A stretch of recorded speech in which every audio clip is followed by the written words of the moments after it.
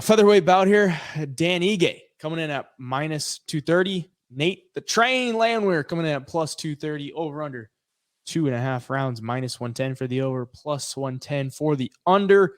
Nate the Train coming in here 4-1 in his last 5. Dan Ige 2-3, but he's been fighting at the top of the division for a while, and he's coming off a big knockout win against Damon Jackson, which was a very nice little left hook that he put him out with in the second round. Before that, losses by decision to Evloev, Emmett, and the Korean Zombie.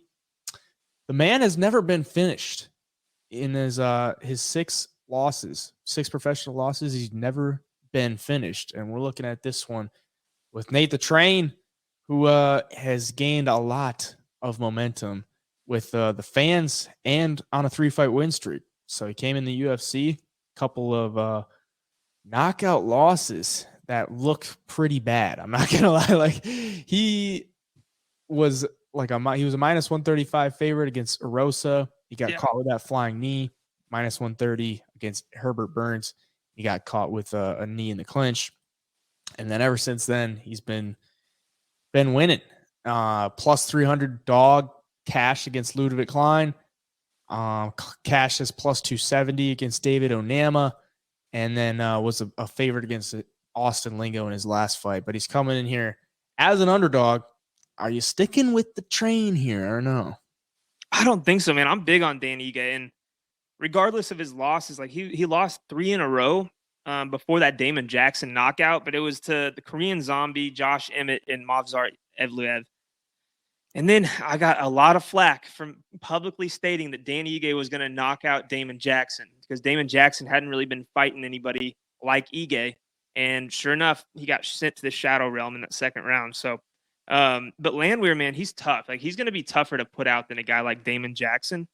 But it's kind of the same situation. Like Landwehr just beat Austin Lingo, David Onama, and Ludovic Klein. Like Ludovic Klein, like, okay, that's a decent win.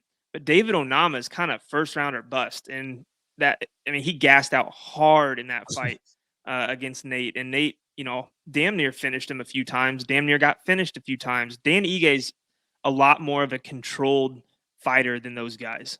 He's got a lot more high level experience. And he hits like a train, man. He really does.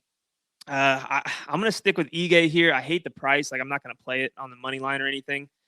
I would mess with maybe putting him in a parlay. I haven't yet. But, I mean, I've been thinking about it just because I think there's just such a big level in competition they've fought. I think there's a big level on who both these guys are as a fighter right now. Like, maybe give it a year or two, a little more, like, better competition for Landwehr, and see what he looks like against some of these higher level guys. Then I might be more confident. But right now, man, I'm sticking with 50K. Yeah. I mean, I look at these stats, and Ige lands 3.8 strikes per minute. Nate Landwehr lands 6.47. Like the activity on the feet definitely goes to Nate. The knockout power definitely goes to Ige. And we've seen Nate like get hit hard a good amount of times and not take it very well. So that kind of scares me. I would almost lean Ige inside the distance if you like that side, or like Nate by decision. Because the over under set 2.5 rounds, and it's minus 110 for the over, plus 110 for the under. So it's pretty much even money for over under 2.5 rounds. If it goes the distance, like Dan Ige, he's never been finished. So if it goes the distance, you probably want the plus money on Nate. And, the fans are probably going to be cheering for Nate too. So maybe that's probably the way I'll go about it.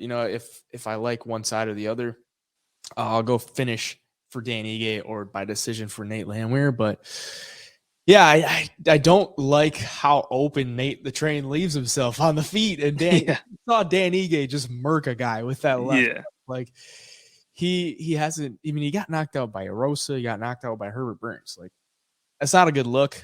But he's been fighting at such a high level for such a long time. Like, he went over to M1 in 2017, and he was getting wins over in M1, which is a tough promotion to fight for because it's over in like Russia and Kazakhstan.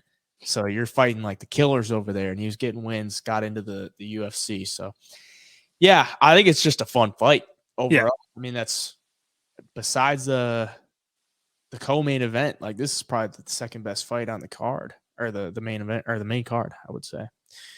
Looking forward to it. But for the sake of the show, I'll take Dan Ige. I think he should get it done.